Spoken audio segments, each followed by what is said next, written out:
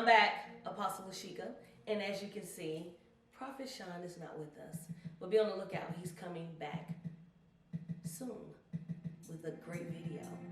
Stay tuned for it.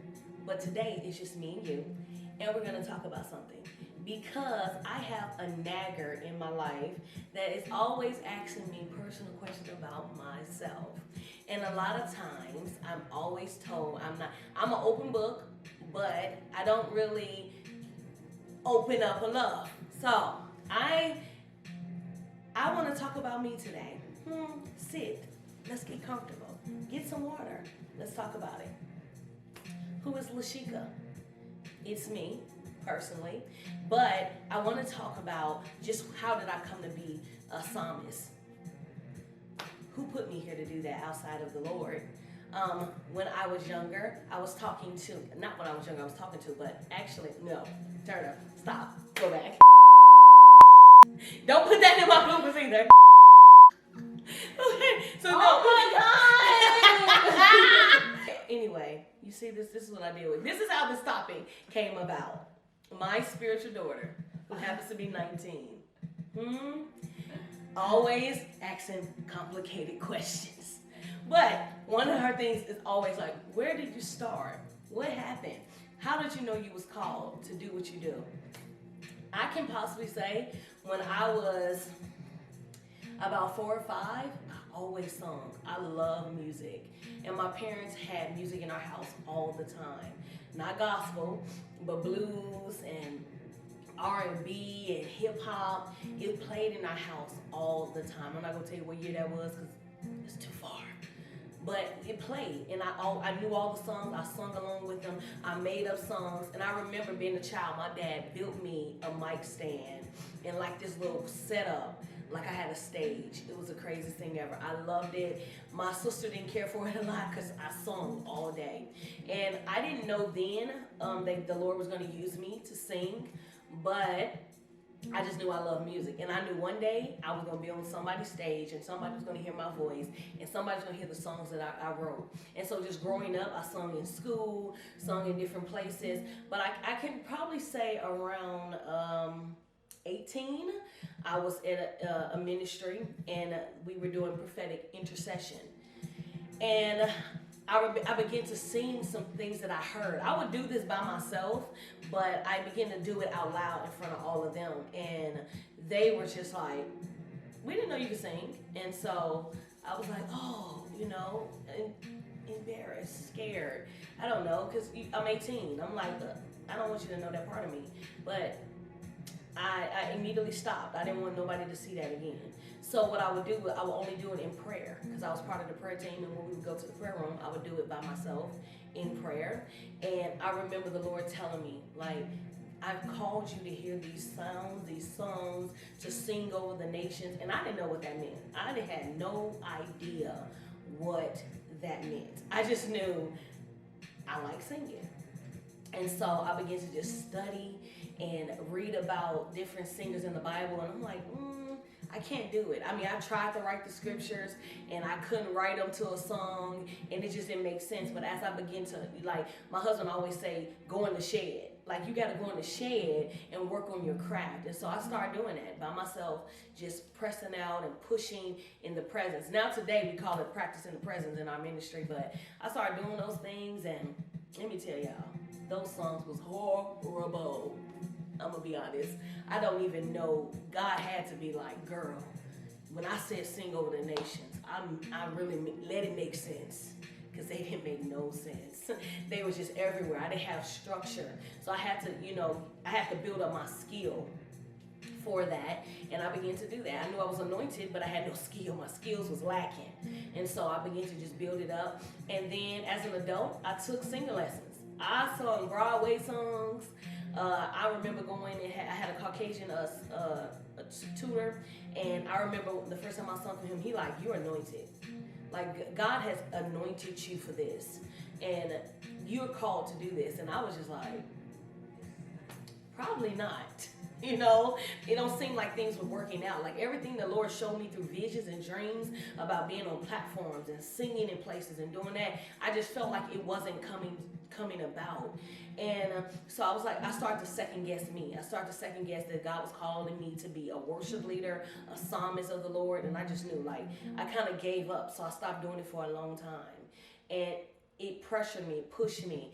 I remember in one year I wrote 100 songs prophetically, just singing them. This ain't me bragging, I'm being honest. Like singing them, putting them in my phone, singing them, and some of those songs were stolen by ministries and different things and different people, and it was kind of heartbreaking. But I remember being so upset. My husband told me, he said, if God gave you those 100, He'll give you 1,000 more. And so I began to just push, and if I hear something in the store, I'll sing it on my phone, and we just began to produce. And that's how you get Lashika and the prophetic psalmist and the apostle of the Lord. And another thing is, I think my first time releasing my first song was scary. I sung it at an event I was at. It was mind-blowing, because I'm like, what you want me to release? Like, don't give me a mic, I want to stay in the background. And I remember a flagger came out. He's part of our ministry now. He came out and he began to dance. And I'm like, and as soon as he did it, the Lord began to show me something. And that has been one of our most successful songs of To Breathe that ever produced and went out. And that was called Eyes Like Fire. That song completely changed our life forever. It would completely change. When I say completely change our life, it completely changed our life forever. That people didn't know my name. I was called by the color of my hair. It was like, where's redhead? Where's blue girl? Where's this? Where's the rainbow girl? Just whatever. They didn't know who it was. But it was such a blessing that the song was getting played in all different parts of the country.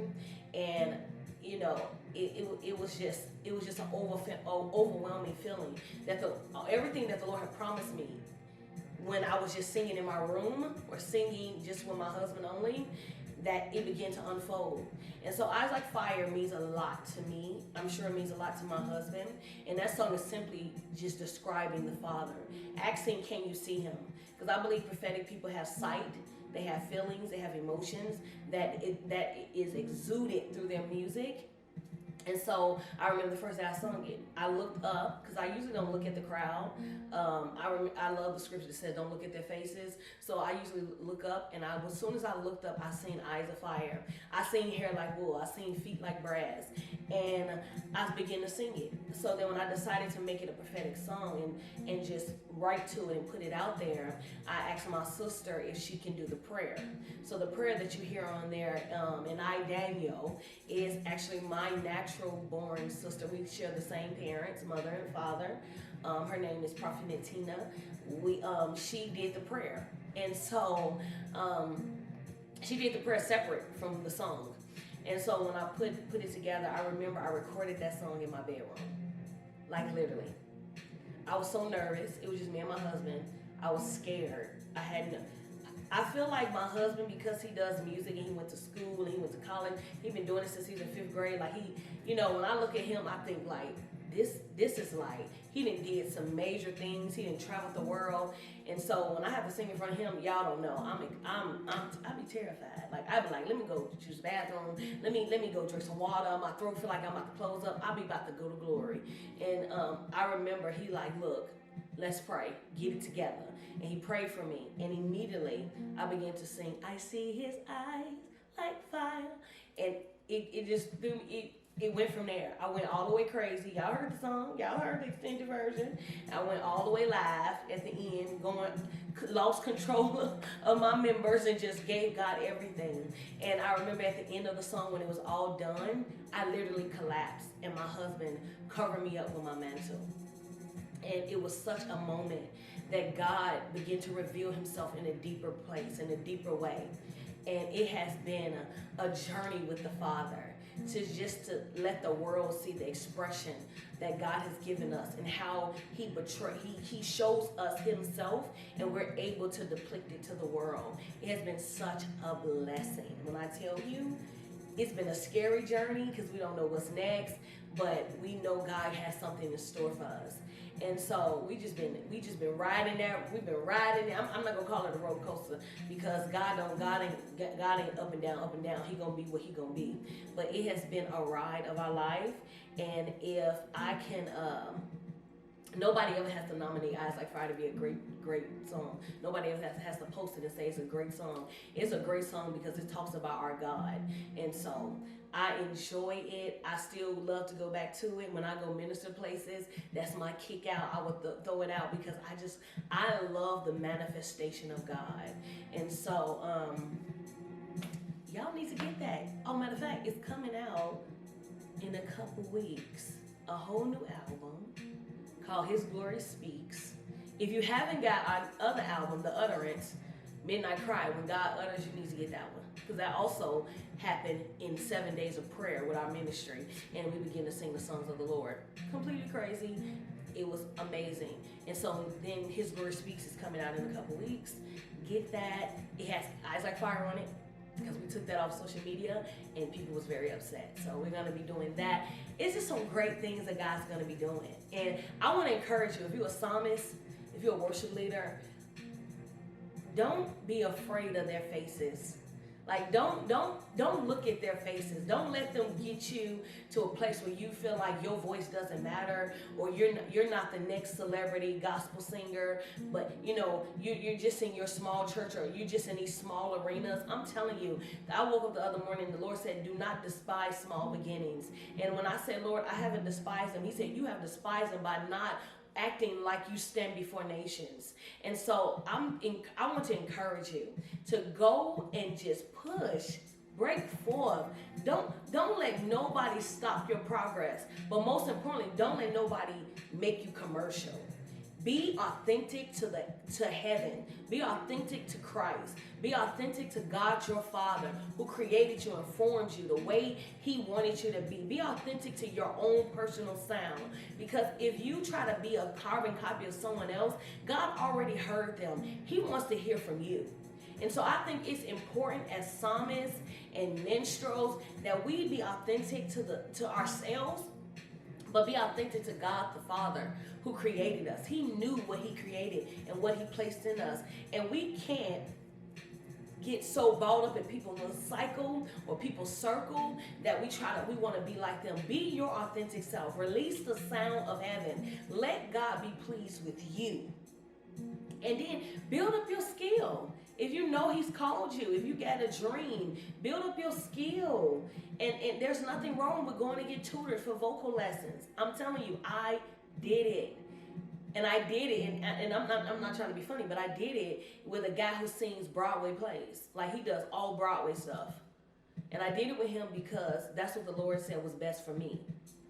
And I just can understand. I'm like, he didn't even sing the gospel. But the things that he had me do with my voice, and the way he had me push, and then to be just my authentic self without trying to compromise, has been the best and the blessed journey of my life. And so I'm extremely excited about what God is going to do for you as a psalmist, and excited what he's going to do with me and our ministry, To Breathe. Be on the lookout for other great things, though. We have things coming up. I'll see you on another video. I love you. Stay strong. Be authentic. Bring forth the sound of heaven. Just be you. I'm Apostle Ashika. To Breathe. I'm out.